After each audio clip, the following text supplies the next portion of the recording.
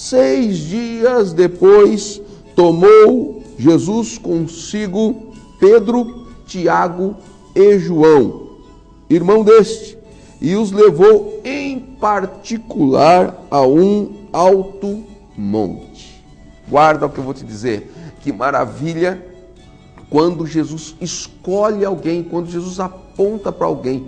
Por que será? É uma indagação que sempre foi feita. Por que será que todos os discípulos não foram? Por que Jesus não chamou todos os discípulos para subir com ele a esse monte? Por que será que foi Pedro, Tiago e João? Será que Deus faz acepção de pessoas? Aprendemos pela palavra do Senhor, pela escola dominical na qual eu fui formado, que Deus não faz acepção de pessoas, que Deus ama a todos de uma maneira especial, mas existem pessoas que procuram mais intimidade com Deus. Começa a fazer toda uma diferença. Pedro, Tiago e João eram os que mais se aproximavam de Cristo, eram os que mais andavam com Cristo. Aí eu começo a prosseguir neste verso. Ele diz assim, olha, o verso número 2 diz assim: ali ele foi transfigurado diante deles, e o seu rosto resplandeceu como o sol, e as suas vestes se tornaram brancas como a luz. Continua o verso dizendo: então lhe apareceram Moisés e Elias falando com ele. Sabemos muito bem que naquela época que aconteceu esse fato, Moisés e Elias eram dois personagens importantíssimos no histórico hebraico. Moisés, o homem que livrou o povo do Egito. Moisés, um homem que pelejou contra Faraó. Moisés, um homem que foi usado na mão de Deus. Moisés, um homem que não desistiu, não recuou, sempre avançou, mesmo quando foi acrescido de idade. Ele avançou na mão de Deus. Moisés era o homem que tinha a lei sobre a sua mão. Elias, porém, era um homem que fazia diferença. Elias, ele era conhecido como profeta do fogo. Quem não se lembra dos tribulados baalitas que se levantaram contra aquele profeta, e ele clamou por fogo do céu, e fogo desceu, consumiu o holocausto e avançou, e Elias derrubou um por um daqueles profetas tribulados à espada, tá? Elias representava os profetas. Mas nessas duas aparições, no meio lá daquele monte, daquele lugar, Jesus queria algo, Deus queria mostrar algo. Pedro, ele olha e ele repara, ele vê. E Pedro começa a dizer o seguinte: bom é estarmos aqui. Se queres, façamos aqui 3 abrigos, um para ti, um para Moisés e um para Elias. A Bíblia continua dizendo que, estando eles ainda falando, uma nuvem luminosa do céu desceu naquele lugar, tomou aquele lugar, cobriu aquele lugar, e da nuvem saiu uma voz que dizia: este é o meu filho amado, em quem me comprazo, a ele ouvi. O foco daquela história foi voltada para Jesus de Nazaré. O foco daquela história não foi voltado para Elias, o foco daquela história não foi voltado para Moisés, o foco daquela história foi voltado para Jesus de Nazaré.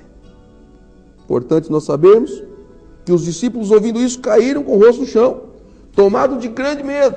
Diz ainda: aproximando-se Jesus, tocou-lhes e disse: levantai-vos e não tenhas medo. Esse é o Deus que eu sirvo. Elias não é maior do que Jesus. Moisés não é maior do que Jesus. Tanto é que quando a voz do Senhor aparece, quando a voz do Senhor é emanada, quando a voz do Senhor é emitida do céu, ele não vem dizendo: Elias, o meu servo em quem eu me comprazo. Ele não vem dizendo: Moisés, o meu servo a quem eu me comprazo. Ele vem dizendo: este é o meu filho amado. Símbolo, irmão, de intimidade com Deus. Talvez você tenha sentido no teu coração um pouco de descaso, talvez um pouco de abandono, talvez você esteja aí longe de uma intimidade com Deus. Quem sabe, porque muitas vezes eu passei por esse fato. Hoje, graças a Deus, eu sou livre disso, mas eu passei por esse fato. O crente museu, que vive uma vida inteira lembrando do passado. No passado eu expulsei demônio, no passado eu fiz isso, lembra da mocidade que eu fiz, olha, no passado eu fiz isso. Irmão, e hoje? O que você está fazendo hoje? Hoje. Atualidade sua hoje. Como está a tua vida com Deus hoje? Talvez os cabelos da tua cabeça já tenham aí deixado, a existência. Talvez você não tenha mais aquela formosura de um garotinho de 20 anos. E a tua intimidade com Deus foi para onde no meio de todo esse tempo? A tua intimidade com Deus foi parar em que lugar? Aonde, qual é o quadro que você se encontra hoje perante Deus? Intimidade com Deus é buscá-lo a cada dia. Intimidade com Deus é abrir o teu coração e poder chorar. Quanto tempo você não chora mais na presença de Deus porque perdeu a intimidade com Deus? Consegue olhar para Moisés, a lei diz isso, olha, a Bíblia diz isso, eu sei tudo sobre a Bíblia diz isso, a Bíblia diz aquilo, consegue viver atrás dos chamados profetas por aí, está cheio de profetada para tudo quanto é lado por aí, irmão, cada esquina hoje tem um chamado profeta, mas é quando você vai estudar a vida do profeta, não tem nada de profeta nele. E Jesus, eu quero saber Jesus, teu foco tem sido em Moisés, teu foco tem sido em Elias. Eu quero saber, Jesus de Nazaré, qual é o teu foco para com ele? Hoje, seja sincero com você hoje. Você já conversou com ele? Você já falou, Senhor, Jesus, obrigado por esse dia. Jesus, obrigado porque eu cheguei. Você já reparou nos teus filhos? Você já reparou na tua esposa? Você já reparou em si mesmo de frente para o espelho? Qual é a tua intimidade com Deus?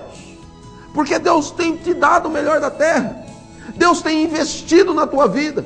Deus tem acreditado em você, mesmo você desacreditando de você. O Senhor tem avançado com a tua vida, meu irmão. É hora de voltarmos a ter intimidade. Quem tem intimidade, irmão, vai mais longe. Quem tem intimidade com Deus não fica atrás, irmão, de depressão. Quem tem intimidade com Deus, irmão, não fica atrás de falar da vida dos outros. Quem tem intimidade com Deus, irmão, não fica, irmão, perdendo tempo com coisas dessa vida. Ele avança diante da presença de Deus. Meu querido irmão, por que você deixou os planos que Deus tinha na tua vida? Os planos que Deus ainda deseja realizar na tua vida. Talvez os seus planos foram parando na metade, foram parando, acabando, e hoje você não tem mais força.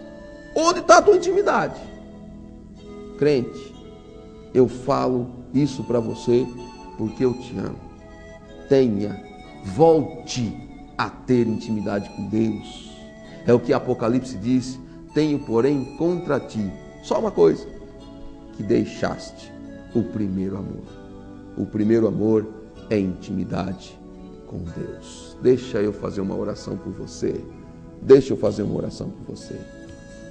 Que Deus possa abrir, escancarar as portas da intimidade.